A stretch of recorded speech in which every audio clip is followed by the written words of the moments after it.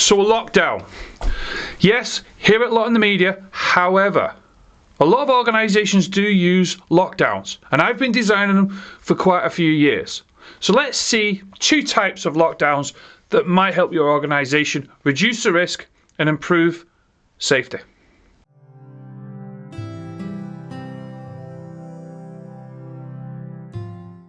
So a lockdown.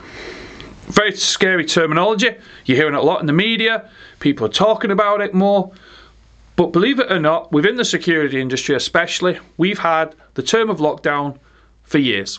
We use it quite often when it comes to incidents and situations.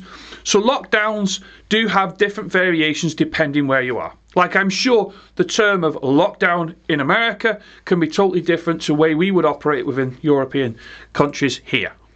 However, I've been writing lockdown procedures for organisations for quite some time.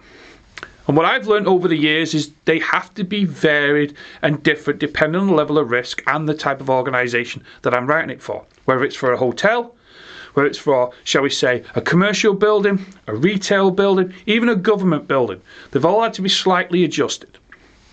However, the way I've kept it quite simple is I've just broken it into two areas. What I call a soft lockdown or a hard lockdown.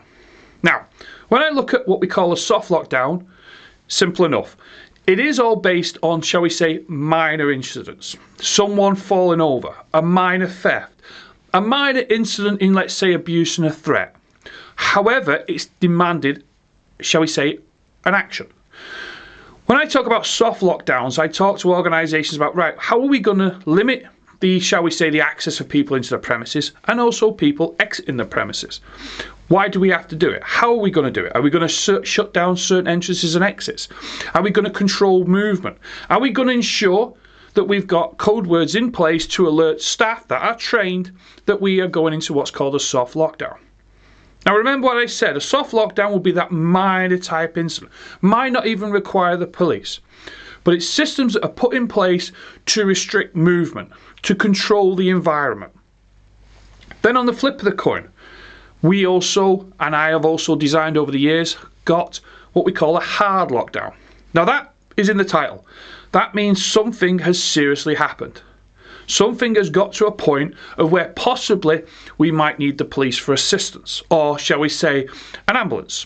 Now, when I talk about, shall we say, hard lockdowns, I'm talking about, say, a serious assault, a breach of security or confidentiality, a high level of theft, high level of damage, something that has actually happened, and because we're going to have the police involved, might need, shall we say, forensically area secured. So how do we stop access of people, shall we say, entering or leaving the premises? Also with hard lockdowns, an incident could happen on the external part of the building.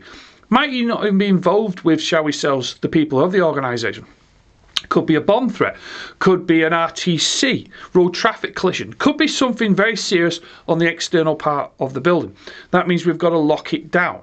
It might even be the point of within the hard lockdown procedures that we've got to, shall we say, accumulate all the staff together in one designated area to inform them of what's been happening. Whenever I approach a hard or a soft lockdown, I'm always looking at the what if. What should we be doing? There's nothing worse than not having a plan in place, because if you don't have a plan in place, something happens, sometimes people can go into what we call panic phase. Therefore, that does the situation no good. I've also looked at it from the point of when I've instigated hard lockdowns. Okay, we're in the building, we've had a hard lockdown.